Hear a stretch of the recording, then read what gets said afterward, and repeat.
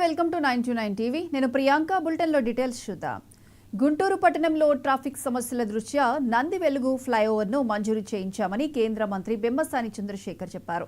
ఈ మేరకు ఆయన ఓ వీడియోను విడుదల చేశారు. 2014లో టీడీపీ ప్రభుత్వ హయాంలో శాంక్షన్ అయిన ఈ ఫ్లైఓవర్ 2019 తర్వాత నిర్మాణ దశలో ఆగిపోయిందన్నారు. ఇప్పుడు 36 కోట్ల వ్యయంతో కేంద్ర ప్రభుత్వం ఈ ఫ్లైఓవర్ను పూర్తి చేయనున్నట్లు వెల్లడించారు. మరొక శుభవార్త, గుంటూరు పట్టణంలో ఉన్నటువంటి ట్రాఫిక్ సమస్యల దృష్ట్యా ఇప్పటి వరకు 3 ఫ్లైఓవర్స్ శాంక్షన్ చేయించాం.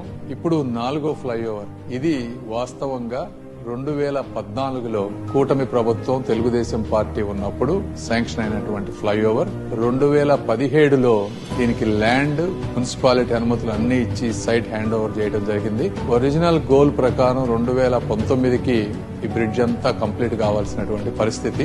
ఇది నంది వెలుగు ఫ్లైఓవర్, గుంటూరు హనుమానుపాలెం ని కనెక్ట్ చేసేటువంటి ఫ్లైఓవర్. ఇది చాలా ముఖ్యమైనది. ఎందుకంటే రైతులు, చుట్టుపక్కల ప్రాంత ప్రజలందరూ కూడా గుంటూరులోకి వచ్చేటువంటి ఇంపార్టెంట్ ఫ్లైఓవర్. 2019లో గవర్నమెంట్ చేంజ్ అయిన దగ్గర నుంచి కాంట్రాక్టర్లకు బిల్లులు ఇవ్వకపోవడం వల్ల, అంటే దాదాపు 10 కోట్ల రూపాయల బిల్లులు ఇవ్వకపోవడం వల్ల పనులన్నీ కూడా ఆపేసినటువంటి పరిస్థితి. ఇది ఒరిజినల్ గా 50% రైల్వే, 50% స్టేట్ గవర్నమెంట్ తోటి చేయాల్సినటువంటి ప్రాజెక్ట్. రైల్వే వారి పనులన్నీ కూడా పూర్తి చేశారు 2022 కల్లా. అయితే స్టేట్ గవర్నమెంట్ నుంచి డబ్బు రాకపోవడం వల్ల పూర్తిగా ఆగిపోయినటువంటి పరిస్థితి. అంటే దాదాపుగా 10 సంవత్సరాల పాటు ఈ ప్రాజెక్ట్ శాంక్షన్ అయినా కూడా కంప్లీట్ కానటువంటి పరిస్థితి.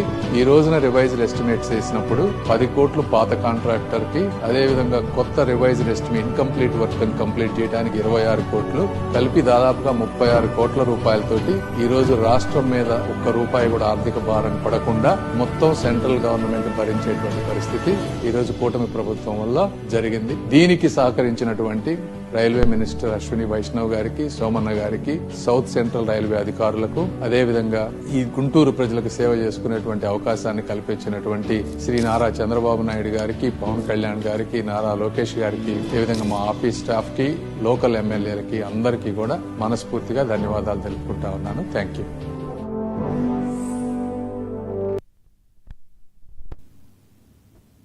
బీఆర్ఎస్